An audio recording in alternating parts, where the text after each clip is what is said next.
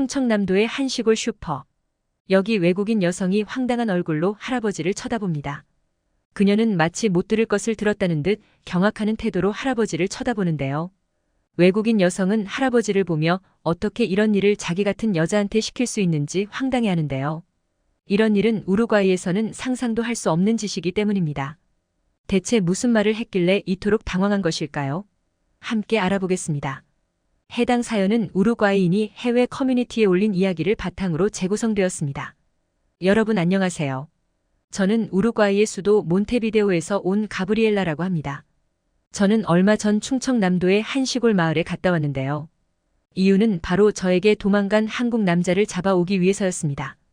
저는 우루과이의 주재원으로 일했던 한국인 진웅과 사귀고 있는데요. 저와 그는 한 식당의 단골 손님이었는데 아무리 모르는 사이라고 해도 자주 마주치다 보니 서로 안면을 익힐 수밖에 없었습니다. 그 당시 저는 동양인 남자는 모두 다 빼빼 마르고 키도 작고 볼품없는 남자라는 고정관념이 있었는데 남자친구는 키도 크고 몸도 탄탄했으며 옷도 잘 입는 세련된 남자였습니다. 자꾸 그에게 눈길이 갔고 평소에도 자꾸 생각났죠. 저는 결국 용기를 내어 그에게 관심을 표현했습니다. 진웅은 처음에 난감한 얼굴로 너무 어린 분 같아서 부담스럽네요 라고 말하며 번호를 구걸하는 저의 제안을 거절하려고 했으나 그를 놓치고 싶지 않았던 저는 이성적 관심이 있어서 그런 게 아니라 한국인 친구랑 교류하고 한국어를 배우고 싶어서 그런 것이다라고 거짓말을 했습니다. 남자는 그런 친구 같은 관계는 괜찮다면서 다행히 핸드폰 번호를 알려줬습니다. 20대로 보였던 남자친구는 그 당시 22살 대학생이었던 저보다 15살이나 많은 36살이었습니다.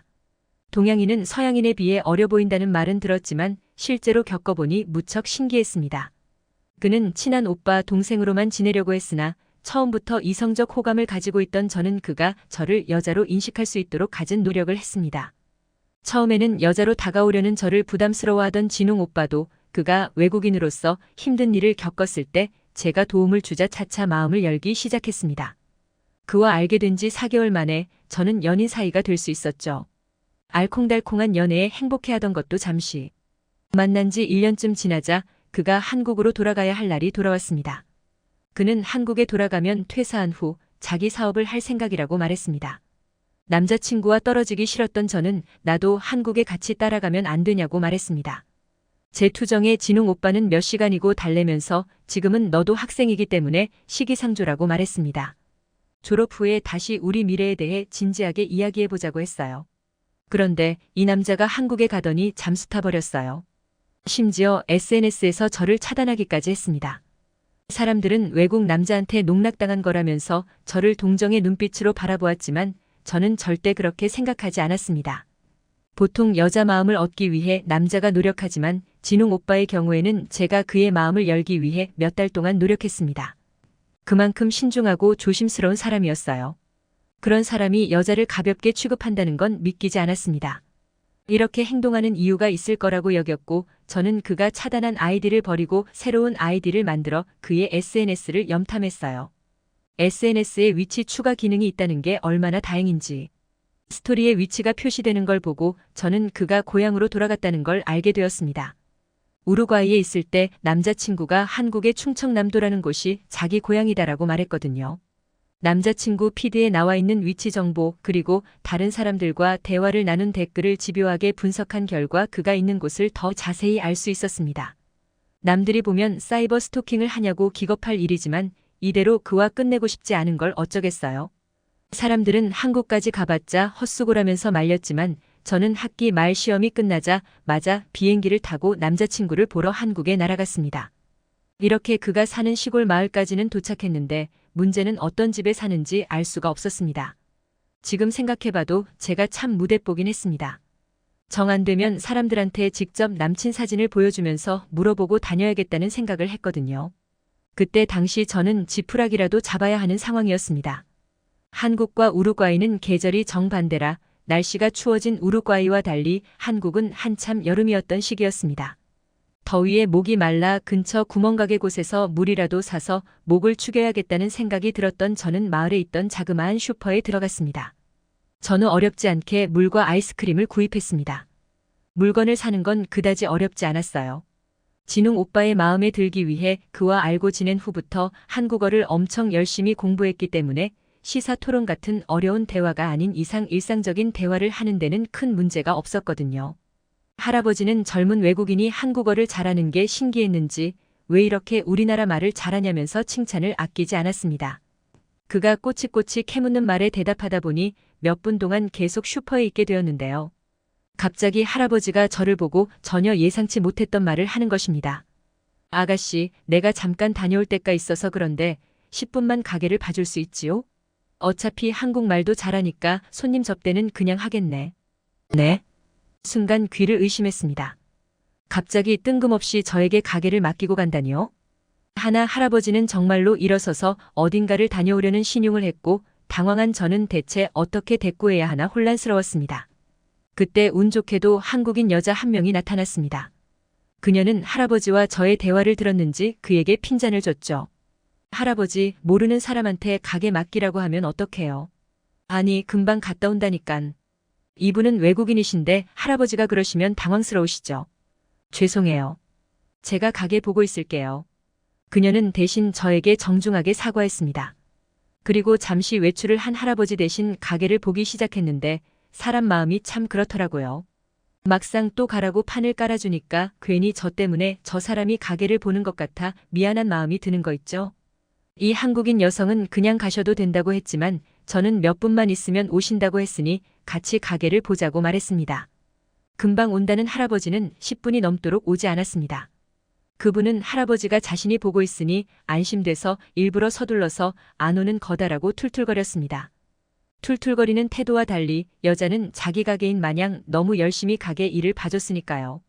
손님들이 들어와도 싹싹하게 인사하고 알아서 할 일을 찾아서 가게를 정리했으니까요. 너무 의욕이 넘치니 가족인 줄 알았는데 그것도 아니고 그냥 이웃 동네 주민이라네요. 저는 이때만 해도 한국의 문화를 잘 몰라 그녀가 특이한 사람이라고 생각했습니다. 짧은 시간이지만 함께 가게를 보면서 이야기를 나누다가 남자친구에 대해 생각났습니다. 혹시나 하는 마음에 이런 사람 아냐고 운을 띄우면서 그녀에게 사진을 보여줬어요. 이거 우리 사촌 오빠인데요. 아무리 작은 마을이라지만 남친이 사는 동네에 사촌 동생까지 있을 줄이야. 사촌 오빠를 왜 찾냐는 말에 사정을 자초지종 설명했습니다. 그러자 그녀는 좀 난감한 표정을 짓더니 오빠한테 물어보고 알려주겠다고 말했습니다. 이 사촌 동생이란 여성은 바로 휴대폰을 들고 제 남자친구에게 전화를 거는 듯 했습니다. 그리고 통화를 몇 분간 나누더니 남자친구가 곧 여기 올 거라고 이야기하더군요. 오랜만에 그를 본다고 생각하니 심장이 쿵쾅댔습니다. 마침내 그가 나타났을 때는 그리움에 눈물이 날 것 같았어요.